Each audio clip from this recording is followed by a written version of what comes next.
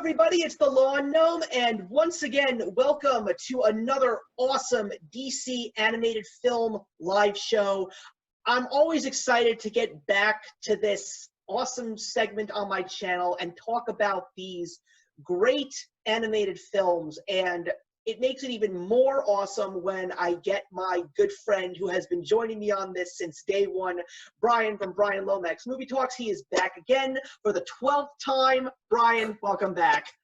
Griff, has it really been that many times? Can you believe it? Serious? Oh, wow. Yeah, it's amazing that we've been doing this for I think the last 3 years. Maybe it's been 2 years. I'm pretty sure it's been more than 2 years. But yeah, I look back and I can't get over all the ground that we've covered up until this point. And you know, as long as YouTube is still a thing that gives us joy and Warner Brothers keeps cranking out these animated movies, we're not going to stop. Although I will say, after this year, we will be slowing down just a little bit because by the end of this year, we will have officially caught up with everything. We literally just will have a total of 6 more films until we are officially in sync with all the new editions that are coming out. So basically, it'll turn into a one-shot-a-year deal unless something awesome comes up. Or we can either that, or we could just take one film at a time, because they tend to release 3 films a year, don't they? Something like that. So we could do shorter shows in which we just take on one film and go a bit more in depth. That's another idea. I hadn't thought about that. That's awesome. But anyway, today we're going to be talking about 3 very interesting films in this DC animated film library, and we are going to be, depending on which way you look at it. Very true, very true.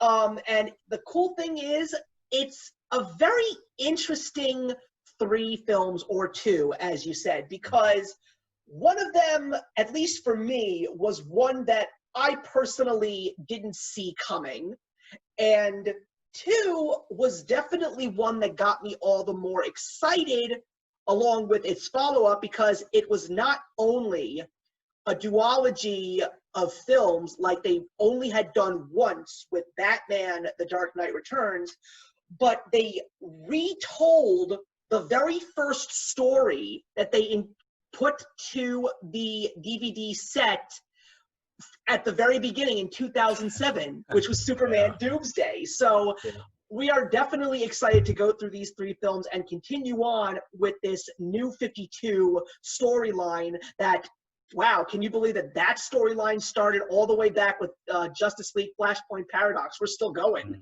So there's no time like the present to begin. So let's talk about a landmark film, also the most unusual of the bunch, landmark, because it is actually the very last film that Alan Burnett, who had been with Bruce Timm and Paul Dini and the rest of them since the very first inception of Batman the Animated Series, like we said goodbye to Andrea Romano a couple of episodes back, we say goodbye to Alan Burnett with his final contribution to this library, and that is another rated R film, the 3rd one in this library as well, and that is Suicide Squad: Hell to Pay. So I'm just going to start off with you, Bryan, because I definitely have an interesting piece to say in regards to this specific film. I certainly think it's a better Suicide Squad movie than the live-action one we got from David Ayer. I liked it. I liked the story. I thought it was an interesting story, having this kind of get out of hell free card kind of thing.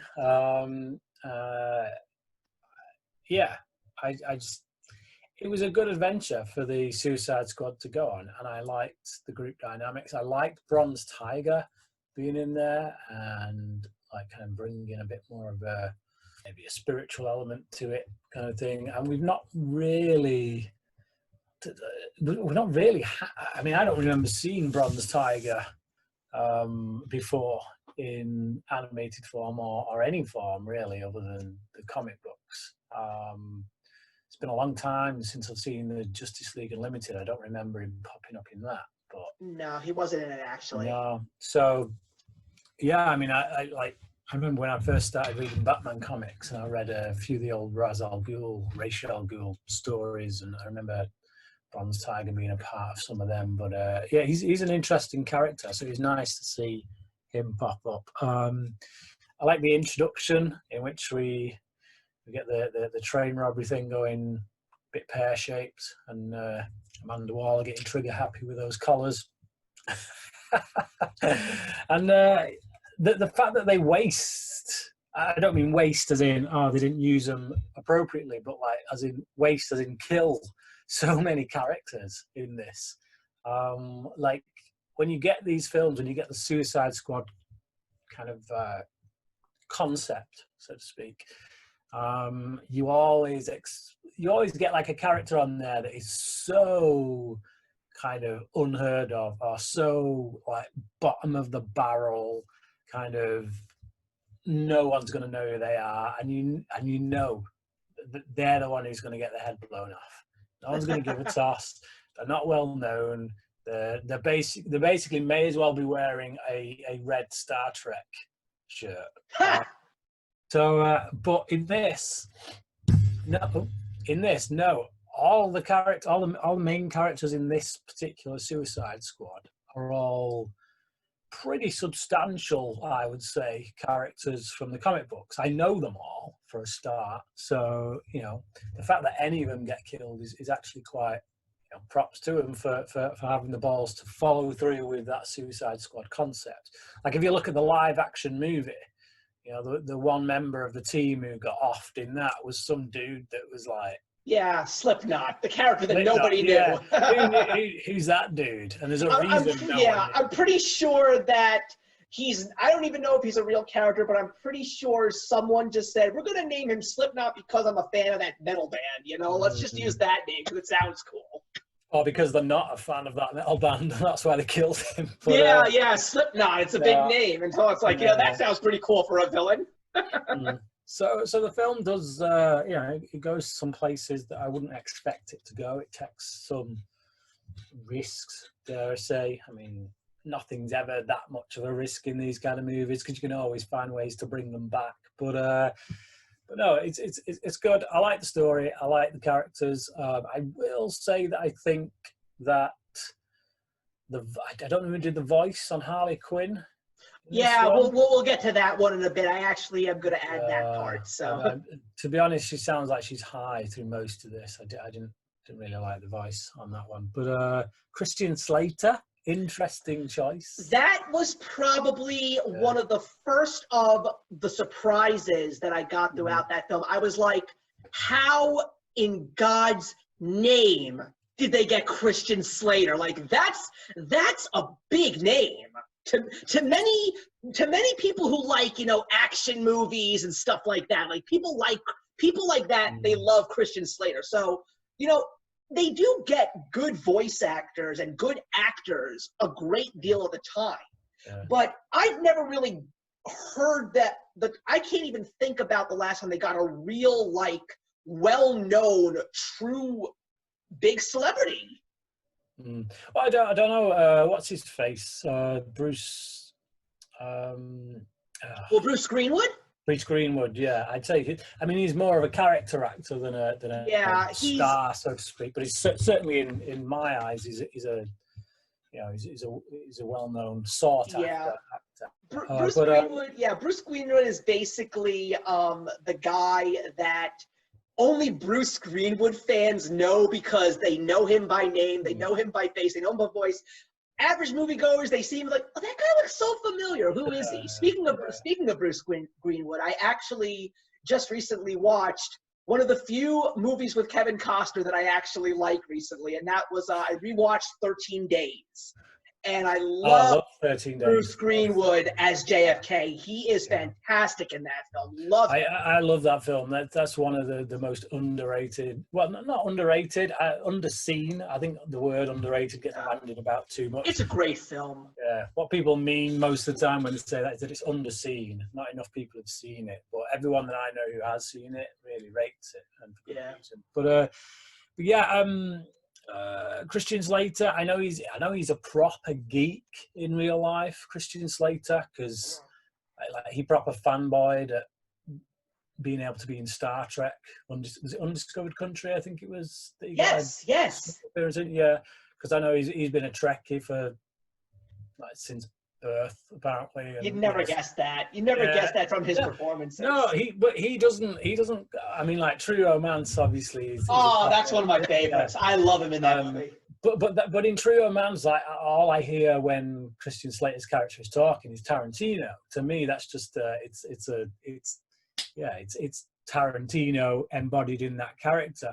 But actually, when you do the background work and realize how much of a geek Christian Slater really is, it's almost like a blending of him and Tarantino, because he loves all that stuff. So it doesn't surprise me that they're able to get him, but it is certainly an out of the box kind of choice to think, Christian Slater, Deadshot, that'd work, and it does work because he didn't sound like Christian Slater. Yeah, he didn't sound like that high-pitched Jack Nicholson as he normally is called for. Yeah. And you know what? I was wrong. There's another big name in that movie, Vanessa Williams. She voices Amanda Waller. But Vanessa Williams has also lent her voice out to the DC animated universe before. I'm pretty certain of that. I just can't remember which roles, but I know that she has worked with this team many times. So to see her was also not a big surprise either.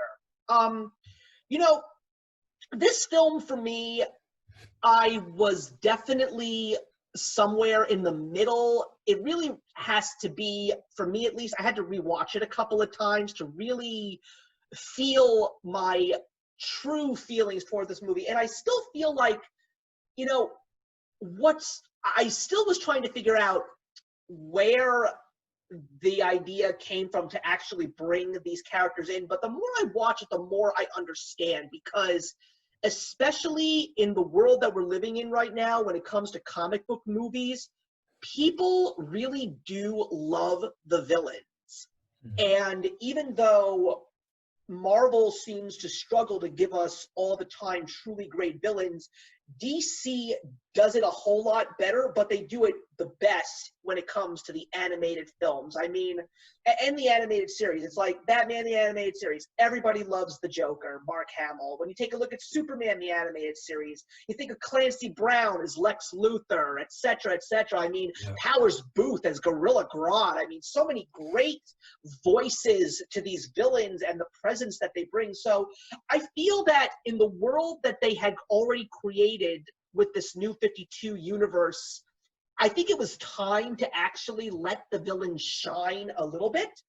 And I also think what I love so much is because of this Bruce Timm team over the years, it's been giving people who needed to really read more DC comics, who hadn't really been exposed to them, a chance to really see everything outside of Batman and Superman, etc. So like you get to see a lot more of the rogues galleries of other heroes, and you get to really see other characters you've never seen before. Like I never had heard of Tobias Whale, but I know that he is a big name in the world of Batman. And ever since I saw the Justice League Unlimited episode of Task Force X, that was when I became a really big fan of characters like Deadshot and Captain Boomerang. I mean, Captain Boomerang, whether he's in the animated world or even in the live-action films where Jay Courtney plays him, Captain Boomerang is such a lovable villain because he's just a bastard. He loves the fact that he is a bastard. He really totes it up.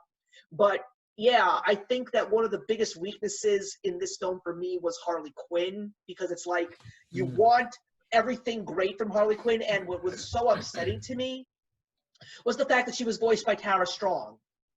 And Tara Strong is one of the greatest voice actresses of the last 25 years. Although I believe that I saw this one before her second voicing of Harley Quinn, when she actually voiced her in Batman Ninja. And I think that she was much better in Batman Ninja, but that's just me. I don't know. I just really felt her not to be as lovable, not as fun. She seemed a little bit limp and lifeless. That was just me. Like, I kind of felt that Tara Strong's really forced the character out, and she just really didn't do so much. Although all the villains around her really prevented the movie from truly going under. Like you said, Bronze Tiger was definitely cool. Even though he didn't really say much, I did love Copperhead in the film. Copperhead, yeah. He was really, really good. And Killer Frost was great too. Yeah. I love that she was able to kind of break away and then become her own kind of person towards the end. I did think Harley Quinn was the weakest link, which is bizarre because Harley Quinn should never be the weakest link. And I think a lot of that as well was down to some of the writing on her part. Like a lot of her jokes were... Oh yeah, I think they really fell flat. They were not so good. Really telegraphed. There's just, they were obvious. This is the thing. It was like, I feel like a lot of effort went into putting the story together, the plotting, working out everything to do with this card and the main villain and all that. And then, I just don't think we put enough effort in there with Harley Quinn as a prankster. And I just, some of her dialogue just feels really obvious. You see it come in, it falls a bit like a lead weight, which is a real shame. So. Yeah. And the story was also very interesting too. I mean, what I really liked about this movie was the fact that they actually did rope in the magic universe of DC, which we didn't really see too much of up until this point. I mean, we had Shazam and the Justice League films in this universe, and then we got the Justice League Dark movie, which was great. The Teen Titans films, they really focused on a little bit more of the magic universe. But no, I like the fact that they decided to give us a little bit of the magic universe with a group of people in the DC universe that is the exact polar opposite of the DC magic universe. That's what I love about it. These villains are just interested in the violence, interested in their own self-worth, and they don't get along with each other. But I think another one of the biggest surprises in this film was it wasn't just the Suicide Squad. We get a lot more villains than we thought we were going to get. And the minute that this second group of villains shows up, and then we see the leader of the group, which happens to be Professor Zoom, or Reverse Flash, because apparently he has so many different aliases at this point in time. And we see him and Blockbuster and Silver Banshee, and apparently he's trying to get the exact same thing that the Suicide Squad is going after. And I also really liked the whole meaning behind the mission. The fact that this was Amanda Waller sending out these villains to really do something for her own self-centered person, not for the sake of what the Suicide Squad usually does, which is actually to stop other villains from causing serious problems, and then they'll get their prison sentences shortened. But this time around, they're actually doing something for Amanda Waller's selfishness, which is kind of interesting to me. Again, a bit like the live-action movie, really, because this she sends them in to basically rescue her in that, don't it? But with the villains, obviously they're all villains in this. But with when Zoom came into it, at first it really knocked me for six, because I'm like, how does this work? How can this, because this is all supposed to be in continuity. So how is this in continuity? He's dead. And it kind of threw me off. And then once the blood. Yeah, that was the part where, you know, I was watching the movie the first time and I was just like, well, this is good, but this is not great. But then that happens and I'm like, what? Like, and then it all suddenly felt connected, and it felt more. I guess it raises the stakes a bit more once you learn it is in continuity, and that, you know, whatever happens in this film affects the others, and what has happened in previous films affects this one. It makes it feel less like a one shot and part of a bigger story. Yeah, and not just that, it's also, again, you know, when I first started watching this movie, I actually thought that it was going to be, I really thought it was a standalone film.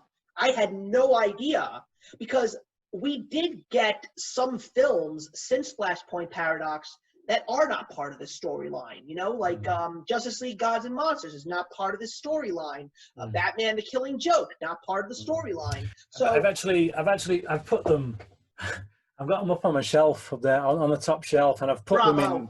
Yeah, because I'm one of these people who's like really anal about continuity and stuff. It's like, yeah. So I've separated all of them. So I've got the ones that aren't in continuity that just stand alone in one pile, and then there's like 15 movies that are part of the continuity stuff leading up to Apocalypse. Yeah, yeah, and I think that that's the reason as to why the film was a part of this continuity, because, you know, I don't want to give too much away, but obviously, you know, Justice League Apocalypse War is going to be a movie that Bryan and I are going to talk about, and this film really does set up the villains for their entirety of their role within this continuity. That's the reason why I feel that this movie was made, because clearly there was a mission in regards to this specific universe storyline. They obviously believed that each and every one of these movies were going to be a significant piece to this big puzzle. Like the 3 Batman films, those are really all about the building of the relationship between Batman and Damian, and then when he sends him off to the Titans, that was really supposed to be more of Damian's development, and clearly we see his story as well with Raven and with Nightwing and with Starfire. So it's really interesting that when you really take a look at the entire continuity as a whole, now that it has officially been completed, we now really see the significance in each and every one of these specific 15 films. I can't get over the fact that it's 15 in total at this point. That's amazing. Also, getting C. Thomas Howell back to voice the Reverse Flash was also fantastic.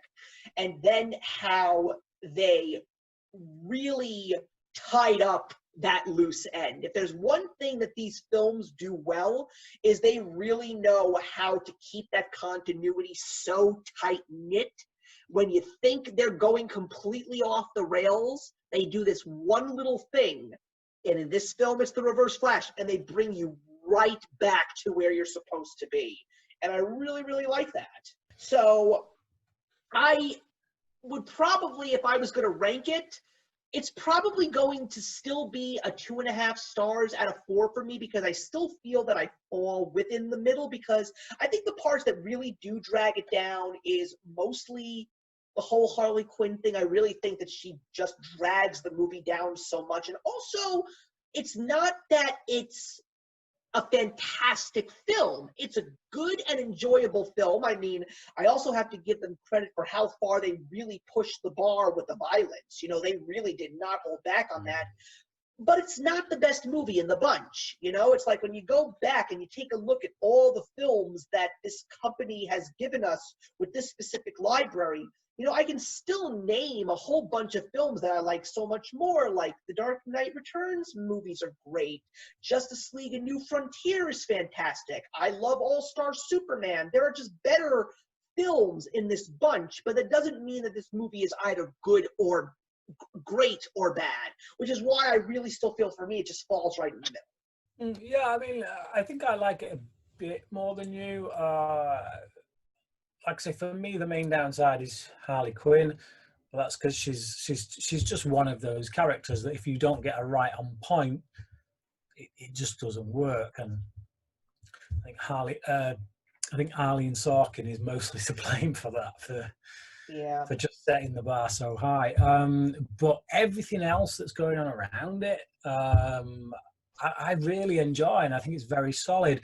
And I like that they have this kind of little this arc for Deadshot, you know, when he's trying to catch up with his daughter, and that causes tension between him and Bronze Tiger, who wants to stay on point, stay on mission and stuff. So yeah, I really enjoy the story. I really enjoy the characters, most of their interactions. I like getting to see this whole array of villains, a lot of whom are not necessarily in my wheelhouse because I'm the Batman guy.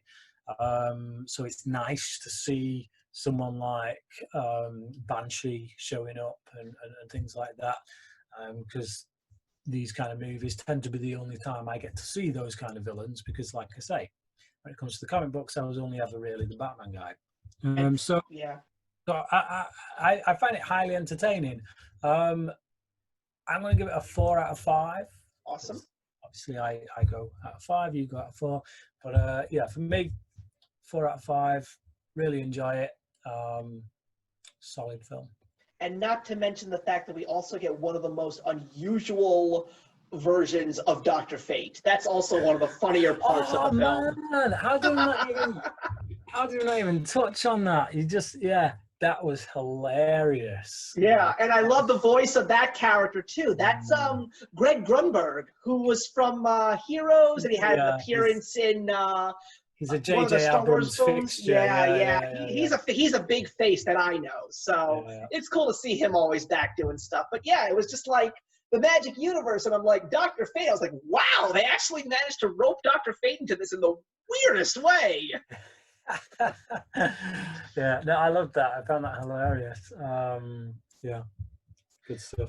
Yeah, so I think we're gonna talk a little bit more in detail, because I mean, there's so much more that we could talk about in regards to Hell to Pay, but when it comes to these next two films, I think there's just something about this one, especially for the two of us who pretty much grew up when this story officially hit the comic book world. I mean, I still remember when that happened. It was a huge thing.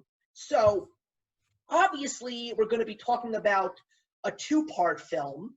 It's the second one that this series of films has to offer. And it is The Death of Superman and Reign of the Supermen. We'll obviously go into each one in more detail, but what got me so interested in these two films, more excited about them, was because of the fact that, you know, Superman Doomsday was the first of these films, and it's just been an amazing ride ever since. But the fact that they said, we wanted to go back to this story and really try to give it a true comic book adaptation, like really bring a lot more of what the comics had, but at the same time change it a little bit for the sake of roping it into this storyline that we currently have going. So I think that doing this whole production was very bold, because it's been a while. What were your overall feelings about Superman Doomsday? I mean, we haven't talked about that film since we first started this. So what were your feelings knowing that we were going to be getting this revamped version of this story after they had already done it? Well, I know that when they announced it and they said it was a two-parter and all that, and they were going to do it a lot more like the comic books, there was quite a reaction from a lot of fans who were like, yes, finally, because that other one was terrible and was a disgrace to, and I was like, what? I loved that first one. It's like they managed. There's only so much you can do in an 80-minute movie. You know, it's an hour and 20 minutes. They've got to condense 2 years of comic book lore into this, you know, this one 80-minute movie, and I thought they did a damn good job of just making a standalone film out of that story. Yeah, they had to strip away so much from it, but they kept the core elements that really made it recognizable as that story. You know, again, for an 80-minute movie, you can't afford to bring all the Supermen in it in the second half. You know, when the first half has been Doomsday. So you just don't have the time. So they condensed them down into one, which... And it wasn't just that. It was the fact that, you know, it was a movie that when it first came out, I really didn't want to give it any bother because of all of the shortcomings that Warner Brothers had already had when it came to releasing these direct-to-DVD films. I mean, Batman Sub-Zero is fun, but it's not great. Mystery of the Batwoman, that's a piece of trash. And then they even had Brainiac Attacks, which I never even saw, and I have no intention to see because I heard it's that bad. So because of the fact that we had gotten so much dreck with only one gem in that group, and that was Batman Beyond Return of the Joker. Why would I have any interest in that? But, it was a PG-13 movie. It included a great voice cast, including a stellar performance from Anne Heche as Lois Lane. I love her in that film. And if it wasn't for my good friend basically saying to me, you have to see this. This is unlike any of these animated films that you've ever seen. He wasn't wrong. And I didn't even know that it was going to start this whole library of films. So I think that it was a great place to start. Like you said, you can't cram it all into an 80-minute movie, but they did the very best that they could, and they still kept to the true essential parts of that whole story. I think if all you've been given is an 80-minute running time and you've got to tell that story, and I think they did as good of a job with it as you possibly could. Yeah. So fast forward, and then we get the death of Superman. So I've just got to say, so I've seen these films twice now. I watched them when they originally came out as two separate movies. And there was some disjointedness about them when I watched them like that. But then they released the full cut, the unedited kind of, just all as one long movie. And I bought that on Blu-ray, and I watched that before we did the show. I gotta say, much, much better. Yeah, I watched them. That complete film. I rewatched them recently as well, and I literally I had the separate DVDs. I actually have, what's very interesting about those is The Death of Superman is actually the very last of the films that they actually have released on DVD only.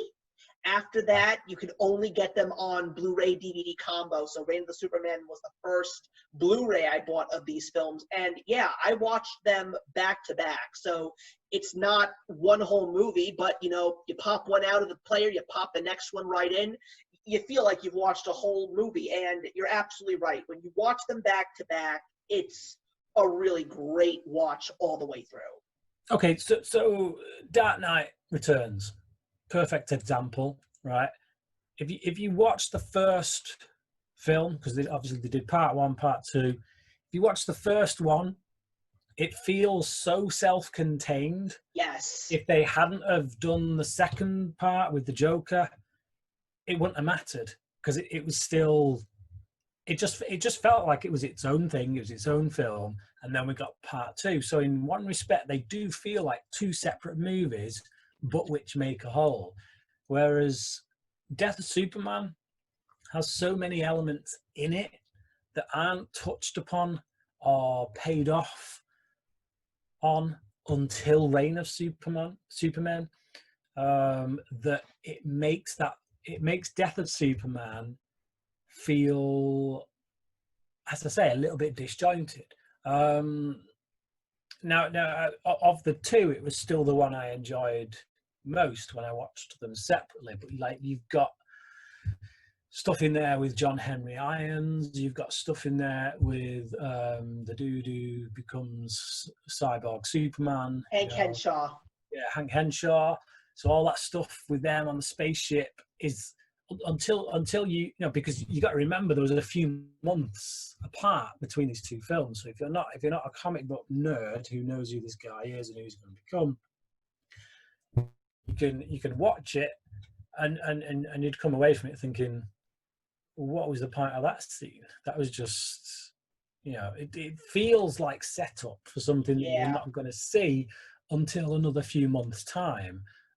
So, like I say, then you come to Reign of the Superman, and because I watched that when it came out without revisiting Death of Superman, because the little parts that Hank Henshaw played in Death of Superman is so small, by the time you get to Reign of Superman, a few months later, and you watch it, it feels like this piece is missing. You know what I mean?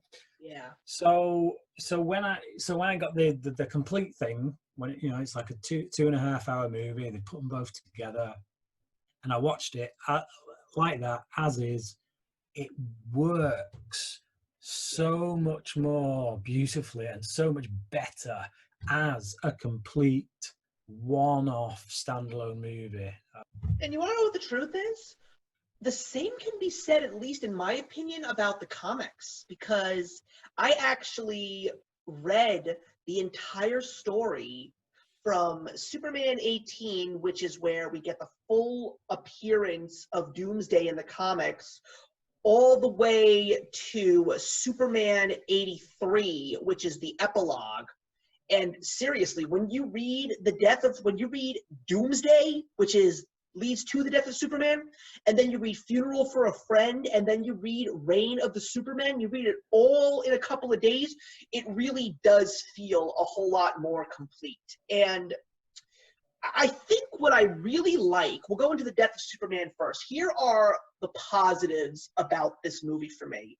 Number one, it gives me the death of Superman story that I really wanted to see come right out of the comics, because the one thing that I didn't like about Superman's Doomsday, I mean, it's not the only thing, but there were a couple of things that I could say where it falters, but the one thing that I didn't like about Superman Doomsday was the fact that it was just contained within Superman's world, because Superman knows all these other great heroes. He's a member of the Justice League, and when Superman dies, you want to see Batman, you want to see Wonder Woman, you want to see Green Lantern, and they want to see them all at the funeral mourning the death of their friend and fellow colleague.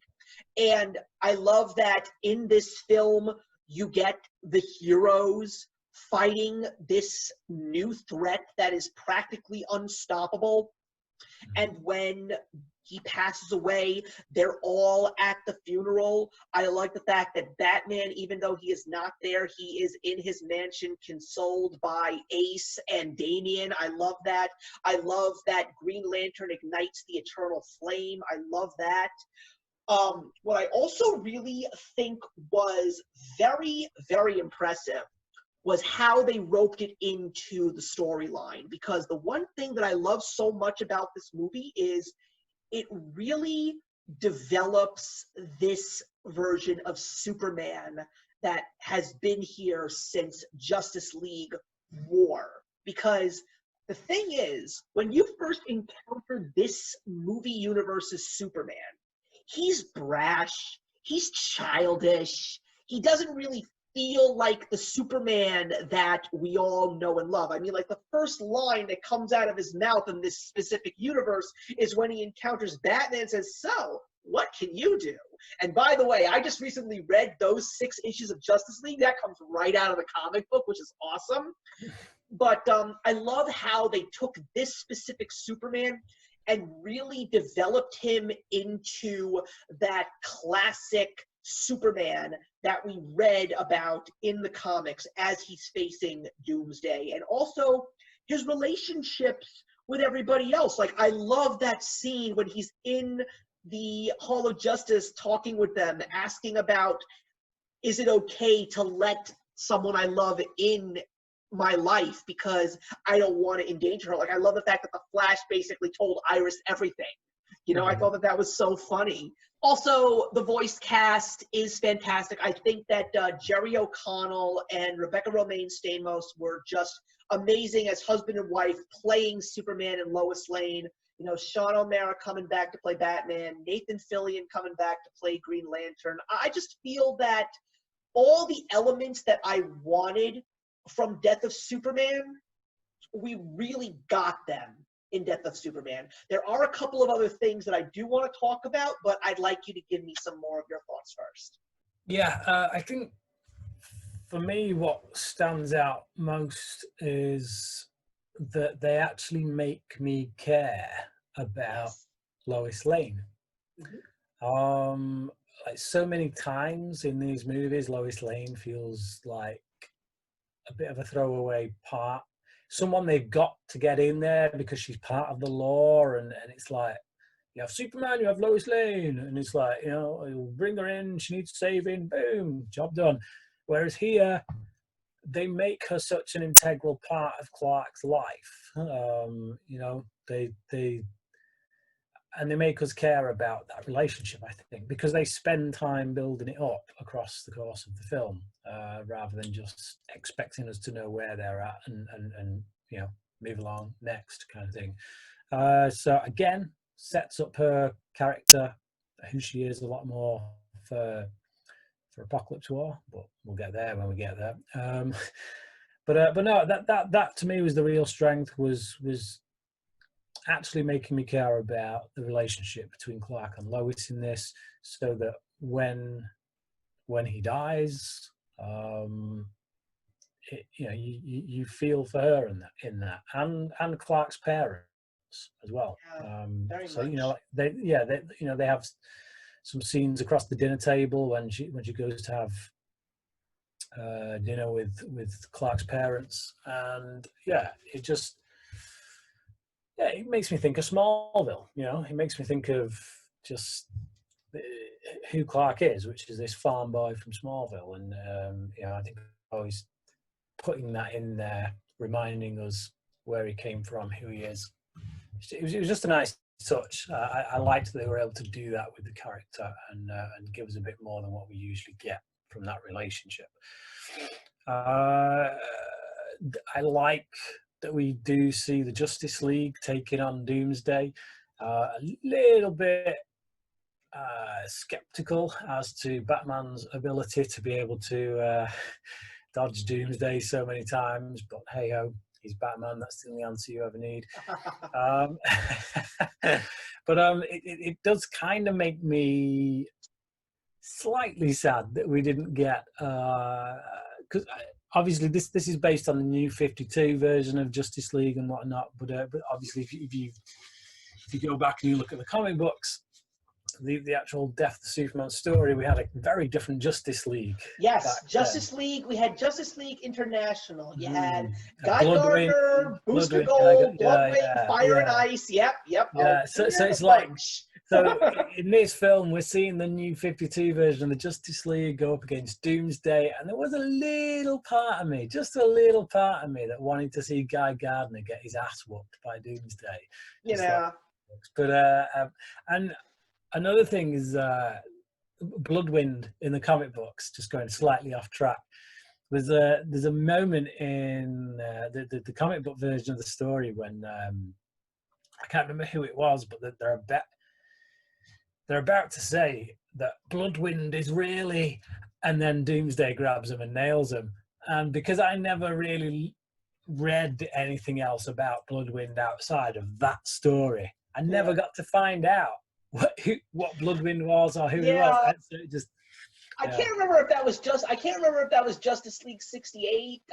I mean, that might not even be the right issue, but I know exactly what you're referring to because I remembered that too. Like, who is this guy? Who is he? Tell me now. I just remember like reading it and being like invested in the story with Superman, and the thing that struck me was the way they managed to get me intrigued about this character that I knew nothing about by just dropping that line in there that this woman before she got attacked, like, oh no, Bloodwind is really what is Bloodwind? but I never found out. It always bothered me, but hey ho, there you go. So it's little moments like that for some reason, a part of me, my nostalgic side from I would have been 12 years old when that came out.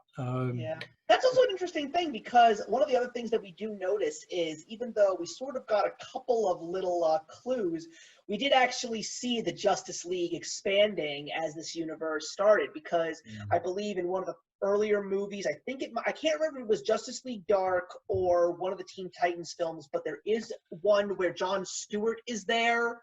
And in this time, we finally see Hawkman and the Martian Manhunter. I mean, it would have been great to see a little bit more of them. But then again, even though we did get the Justice League, this really was a Superman movie. So, you got to do with what you got. Yeah, definitely. one of the other things that I really enjoy about this film is that it actually feels very much like the experience that you get when you're reading the comics, because the guys who I've seen all these documentaries for, they basically said what's so interesting about this story is it starts off broad and wide open, because there are like 6 panels to a page at the beginning, and you see this creature that you don't really know what he is because he's wearing this dark forest green suit. So we don't know what he is or what he looks like underneath. So there's just so much mystery, and it's just all spread out. But as the story gets deeper and deeper, the violence gets more intense, the panels start to close in, and through every battle, Doomsday's suit starts ripping away, but he's getting stronger as he keeps fighting on through. And by the time you get to the final battle between Superman and Doomsday, you feel like you're reading that Superman issue 75 with those one panel splash page after another until you see the iconic ratted cape on a piece of metal that's just sticking up out of this massive amount of rubble. You know, that's what they really tried to capture the true essence and magic of the comic all the way through. That was very, very impressive. Yeah, definitely.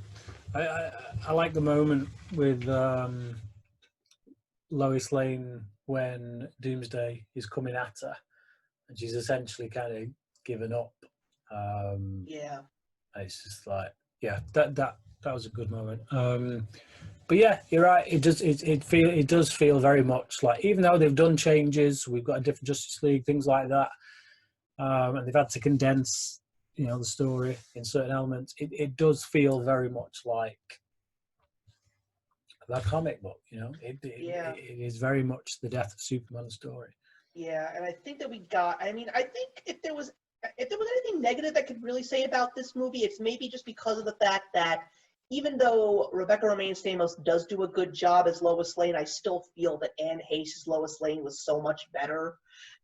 That's just my own personal opinion, but I also really appreciated that they really give you the raw emotions in these animated characters, like the fact that you see all of these characters shedding tears. That's very impactful. Just like that scene where earlier in the film where Superman saves that little boy on the bridge, and then the little boy is seen later in the film looking at the TV in the window of that store with his mom, and he's crying like, Superman just saved my life, and now why couldn't I save his? And Bibbo is also a character that plays a significant role in this movie, and he also has a very significant role in the original story as well.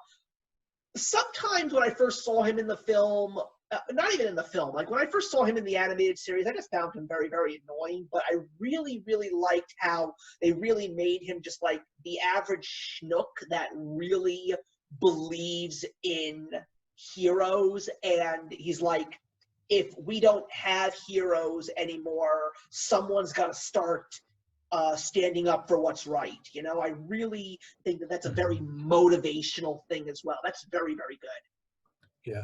Well, it really keys into the theme, the overall theme of what this film, when I say this film, I mean both parts, is actually all about. I think that, again, and this is an element that I think you lose when you watch them as two separate parts, months apart. Is that, like with the scene with Hank Henshaw,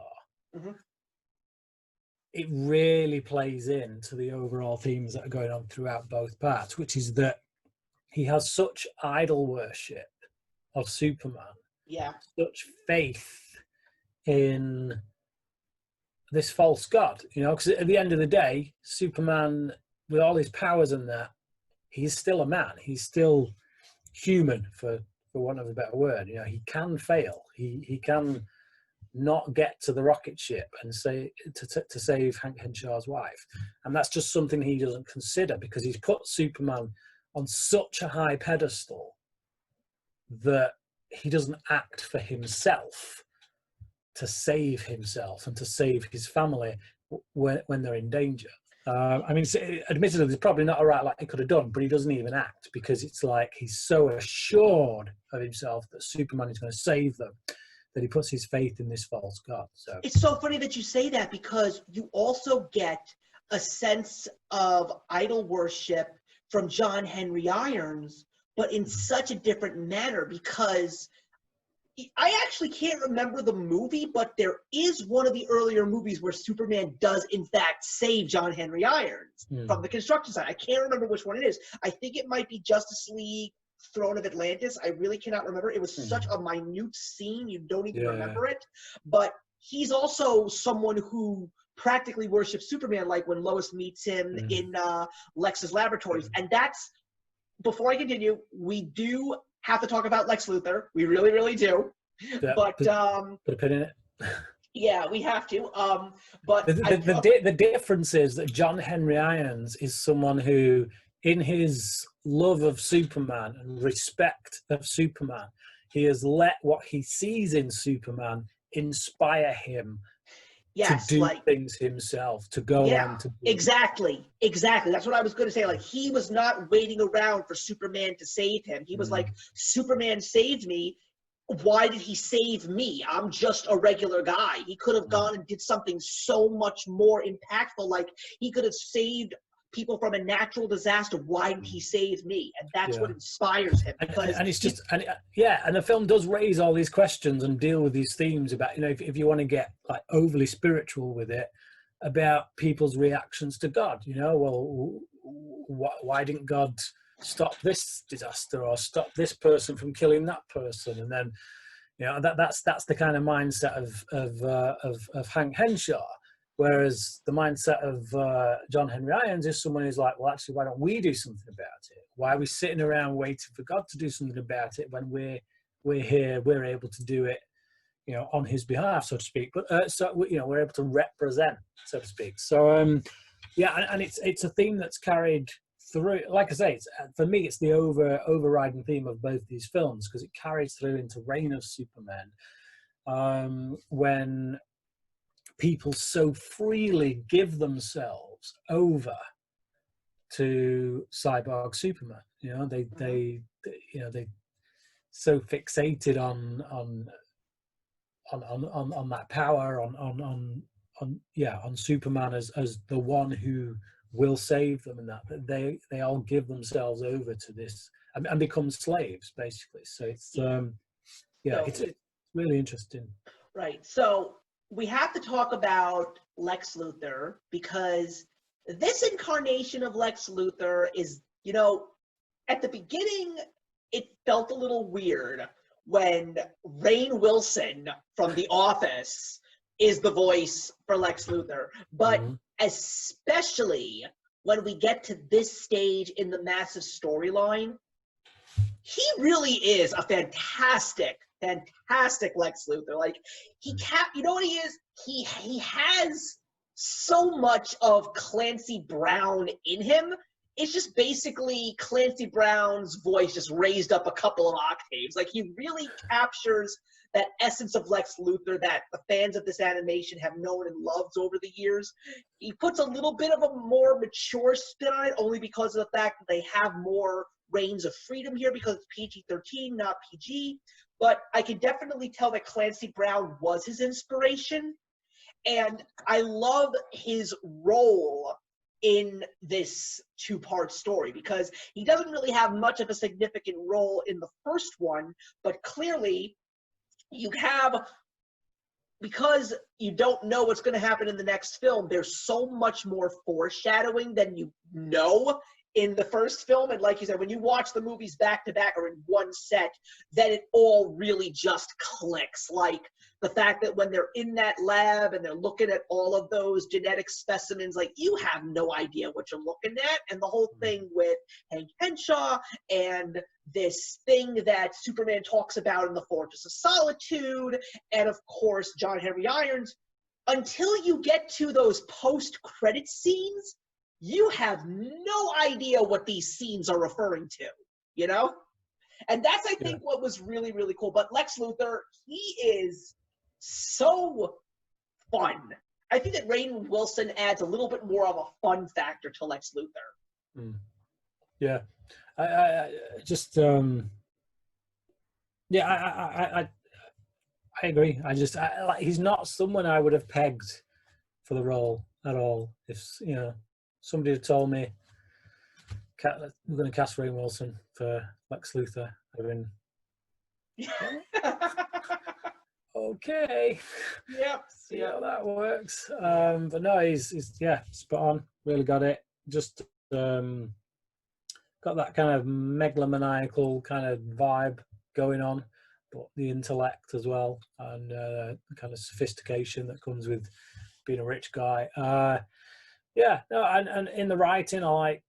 I mean, I figure we're talking about both movies because yeah. After we rate the first installment. Yeah, there's not much you can't really, like I say, to me it's one movie. So just like I like his character's journey in this, the way he kind of becomes a hero, although somewhat reluctantly. It's more about self-preservation than it is being a hero. But just the fact that he does become a very helpful member of the Justice League and is in fact instrumental in bringing the Justice League back to help in the fight. So yeah, no, it's good. I think all the characters are utilised pretty well here, to be honest. Admittedly, like I say, they do get rid of the Justice League for much of the film, but again, like you said, this is a Superman film at the end of the day. It's not really a Justice League film, it's a Superman film. So the way they get rid of the Justice League for much of the running time, I think was a pretty effective way of doing it. Yeah, and I love the end credit scenes because to me it really feels so much like Superman 500 when we're introduced to all of these new Supermen, and it's like all I'm waiting for is the little like bubble on the bottom saying wait 30 days for the next issue and then you'll see what's going on. That's what it felt like. But yeah, if I was going to rate this one, I don't think that it's perfect, but it's pretty damn close. I would probably give this one a 3.5 stars out of 4. Mm-hmm. Yeah, just Death of Superman. When I saw it on its own, I think, subjectively speaking, just purely subjectively speaking, I gave it a 4.5 out of 5, and that's mostly because, again, I knew the comic books, so certain scenes in there made sense to me. I knew they'd be going somewhere else. But objectively speaking, just trying to be purely objective, imagine being someone coming to this who doesn't know the comic book lore. They've come just for this film. That's all they've got to go on until a few months' time when they know a second part's going to be being released. But I think objectively, I'd feel like this was a little bit disjointed, but still highly entertaining. So I'd give it a 4 out of 5 in that regard. But like I say, subjectively speaking, it's a 4.5 out of 5 for me. Right. So then we officially move right into the next piece of this two-parter, and that, of course, is Reign of the Supermen, based on the end of the first film. We notice some very important things, and that is the fact that, number one, Superman's body is missing from his grave. That's number one. And number two, there are now 4 new heroes running around Metropolis, and they're all calling themselves Superman. And of course, if you are someone that never read these comic books, you are pretty much now doing what all of America's comic book readers were doing back in 1992. And that was, who of these 4 is the real Superman? Yeah. I gotta say, I love this movie. This second part is so fantastic. It's just got a little bit of everything that you want in a DC film. It's got great action. It's got great characters. It's got on point comedy. I love Superboy. He is definitely my favorite part of this film. Not just because of the fact that Cameron Monaghan is voicing him, but he really gives me that Superboy that I expected to get right from the comic books. They got the personalities of all four of these Supermen perfectly. You know, Cyborg Superman, exactly what I expected. Steel, just as I expected him to be. The Eradicator, just as I expected him to be. And, of course, you know, they're also doing the job while the Justice League is just vanished. You know, they're gone. Nobody knows what happened to them. Yep. Yeah, it's I just think they've done a really good job of adapting it, and that comes from, again, having more time to tell that story. Of course you can do a better job if you've got the time to tell the story. It's a lot more faithful to the comics, but it's also completely its own thing, because they, you know, obviously for a start they swap out Mongol for Apocalypse, for Darkseid, I should say. So really the one pulling the strings behind the scenes rather than Mongol is Darkseid, and because he's not really going to come into it as full-on villain until you know, Apocalypse War, they can concentrate just on Hank Henshaw, Cyborg Superman, without, you know, having to get the Mongol equivalent into the mix as well. So again, they've toned certain things down. They've shedded some fat, so to speak. I do miss not having the destruction of Coast City or something like that. Oh God! Because that was always a big kind of moment, I think, in the comic books. Just this idea that okay, so this has stakes. Because you know, one of the things when they brought Superman back, or when they started doing this storyline in which people knew Superman was going to come back, it was like, oh, you just kind of taken away the stakes, haven't you? You know, you killed him, and of course you're bringing him back. So and then they destroyed Coast City, and it's like, oh, okay. Yeah, but Bryan, let's be honest here, and this is just because the last 3 months of 2019 I was dedicated to reading this story. If they would have given us the destruction of Coast City, I mean, dude, look at my shirt. What would they have had to do?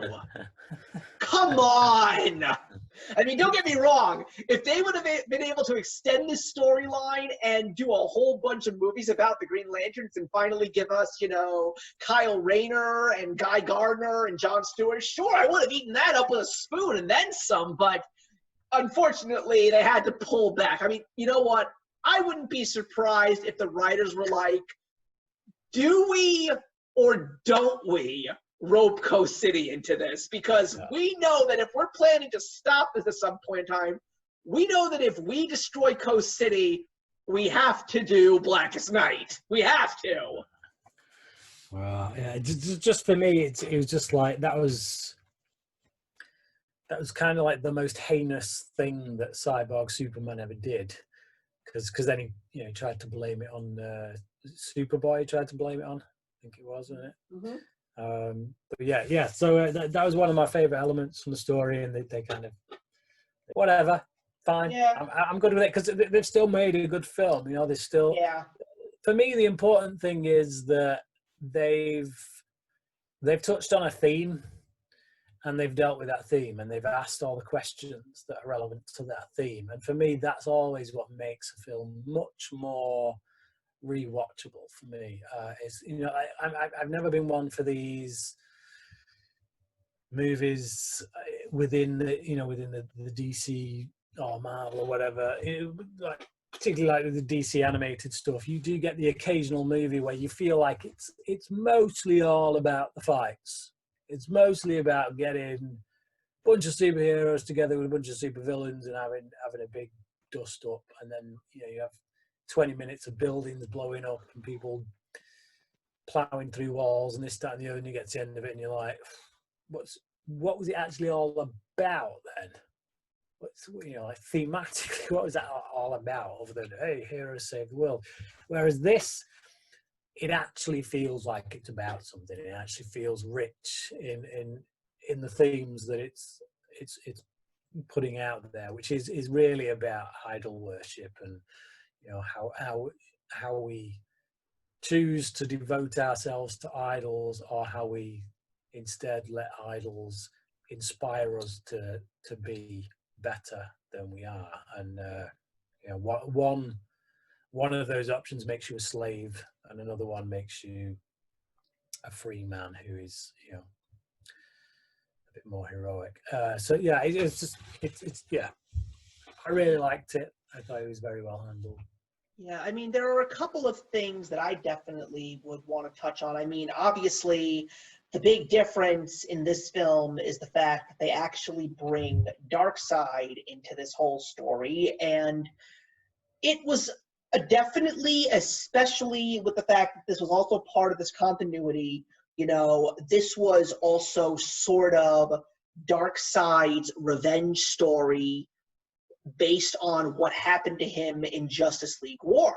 Like the Justice League, they went up against him, they beat him, and we had not seen anything from him since then. Like, where was Darkseid?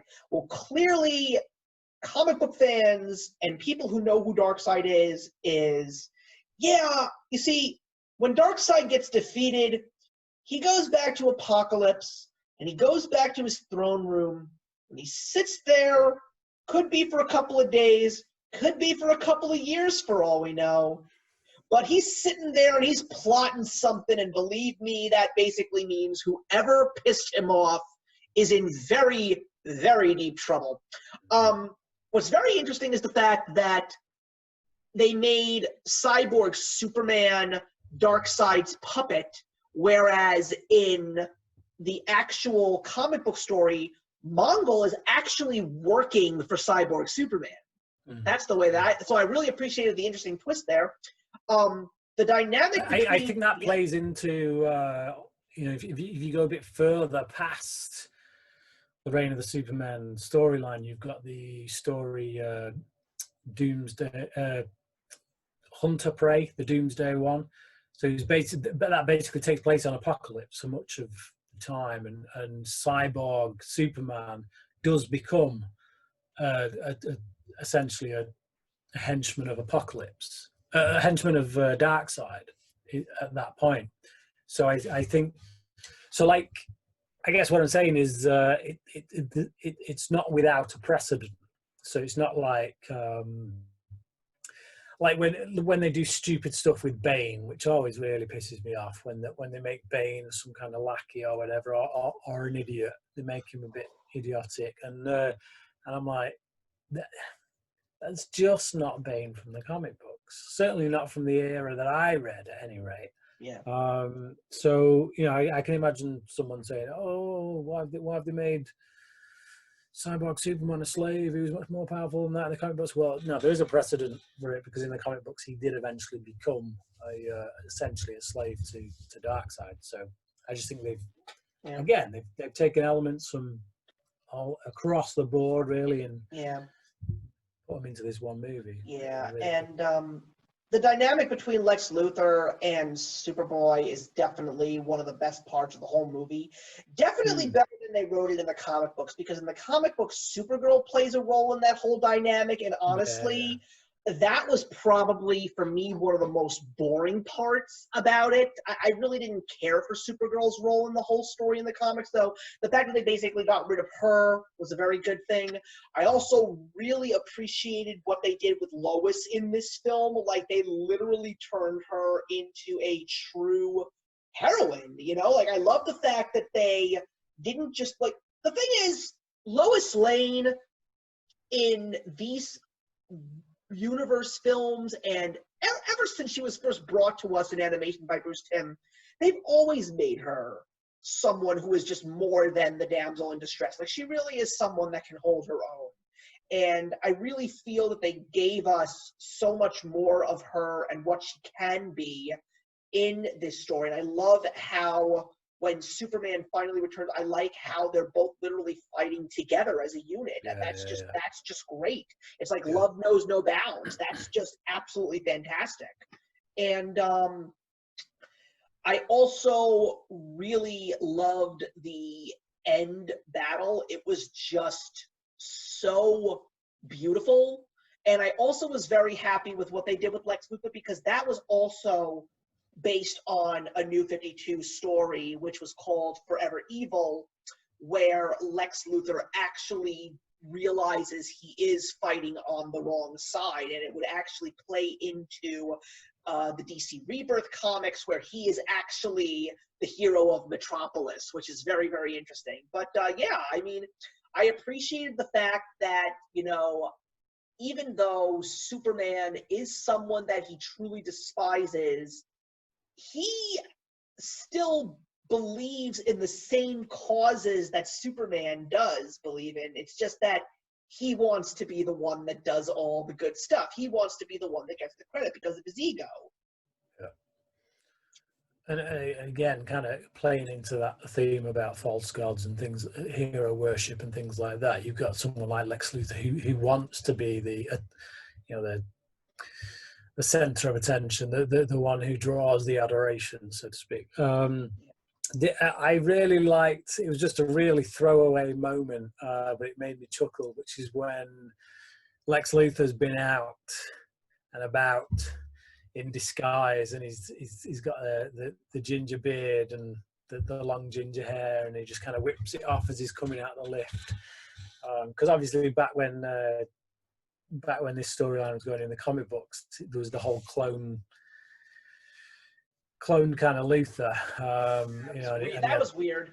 The Australian kind of, yeah, it was a strange time for comic books. It really was. Yeah, they decided to do the whole Death of Superman storyline at a time when there was a lot of other weird kind of elements going on. So yeah, they wouldn't quite work now for this film. So, it's like Lex Luthor had a full head of hair and Supergirl was a robot. Like, it was all strange. But it was just a nice touch that it's kind of like a nod and a wink, just when he came out of that lift and just took the beard off. Yeah, exactly. And the way that the movie, I also like the way that the movie ends, because one of the few things that, you know, I'm sure you noticed it, but I wouldn't be surprised if some people didn't notice it. But when Superman officially comes back, he dons a new costume, and it's actually the traditional Superman colors and costume before the New 52. So I thought that was really, really cool to see. But also, I was really surprised with the fact that even though we knew that this story was part of the continuity, they make a very bold statement at the very end of the movie saying, yeah, this story is just the beginning of something big that's going to come. And basically Superman is saying, we got to take the war to Apocalypse, and we got to defeat Darkseid before he decides that he wants to come back. And then you get that great post-credit scene where Lex Luthor just walks right in and says, okay, team, let's get going. What's the mission? And the best line of the whole movie is the last line of the movie. And it couldn't come from a better person than Nathan Fillion as Green Lantern. And he says, okay, who left the front door open? I just thought that was one of the funniest lines of the whole movie. And I love that it actually is in the Watchtower. They actually roped the Watchtower into this story as well and launched it, you know? Yeah, and made it integral to the plot, to what the villain was trying to achieve and stuff. So yeah, and the plot was not, and Darkseid's plot was also not bad either. I really appreciated the whole thing about how everybody can be a superhero, but at what cost? You know, it's like the whole thing that you were saying, like the false god, like you could either really be your own person or you can be a slave to the hype, and that was a real epitome explanation of that. So yeah, I mean, I really, really like Reign of the Superman. I think it's probably one of the very, very best in this library. I mean, look, I will be giving Reign of the Supermen 4 out of 4. I really, really love that. But honestly, I would also give the entirety of this, both films as one, I would also give it a 4 out of 4. You know, it really is, you know, it was a risk on the part of the animation team to take something that they had already done and redo it. And it was so successful. And at the same time, just as successful about the fact that they actually took all of the elements that were in their continuity storyline and roped it into this story and actually made it all work. It was extremely impressive and a fantastic achievement. They really pulled it off. Yeah, definitely. I would give Reign of the Superman a 4.5 out of 5. Well, actually, when I first saw it, I gave it a 3.5 out of 5. But again, it was just that disjointed element, not having not having seen Death of Superman until since a few months before, and going into this cold, it was just like I was a bit sketchy on some of the bits, but I gave it 3.5 out of 5. Bought the complete one, watched it all through as a complete film. It's a 4.5 out of 5 for me. It's really, really good. Everything comes together. It's so much better when you watch it as one complete thing. I wouldn't recommend anyone watching this in as separate films over a prolonged period. I say, look, if you got them both separately, fine. Watch them back to back, same night, or go and buy the one that's just cut together, which I've got. Yeah, and there was one thing that I also completely forgot to mention. One of the few things that I had a serious issue with since the stories actually began, I felt that there was a real downgrade with the animation for a period of time, but I really feel that I think it might have actually started with Suicide Squad, especially when it comes to this specific universe. I really feel that the animation department really stepped up their games, because I think the animation in these two films specifically are flawless. Like, the action sequences don't feel choppy. They feel very, very fluid, and I really saw a massive upgrade in their animation. I honestly don't know what happened in between. Maybe something happened with the budget. I'm not sure. But, especially considering the fact that where we are right now in this whole continuity, considering all the changes that this whole group went through. I mean, Bruce Timm walking away right before Flashpoint Paradox began, and Sam Register taking over the reins of executive producer, the fact that Andrea Romano had gone into retirement and Wes Gleason came in to be the voice director, the fact that these specific films were being made at a very big changing time for this group of animators and this studio. I still will say that when you see these two films in particular, you can tell that there was a time where these people were just starting to get their feet wet, starting to learn their craft. But the Death of Superman and Reign of the Superman really makes a statement saying, we are here to stay. We've got our footing. We're good to go for the next couple of years, and we're just going to continue to crank out these fantastic, fantastic films. And these two are definitely two of their best. Probably the best when it comes to this specific group that are now behind the scenes in the animation division. I think that they've really come a long way. Yeah. So, so that's going to wrap up another DC Animated Live Show, everybody. Bryan, absolutely a pleasure to always talk about these films with you. I'm looking forward to the next one.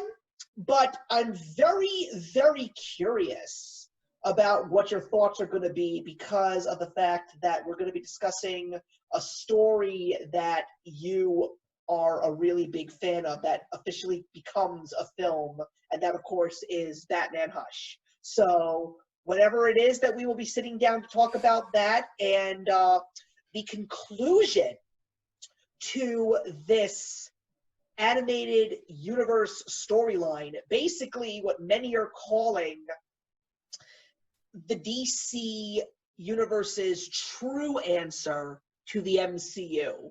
So I'm really excited for the next episode to talk about the final 3 installments. So until then, everybody, I hope that you enjoyed.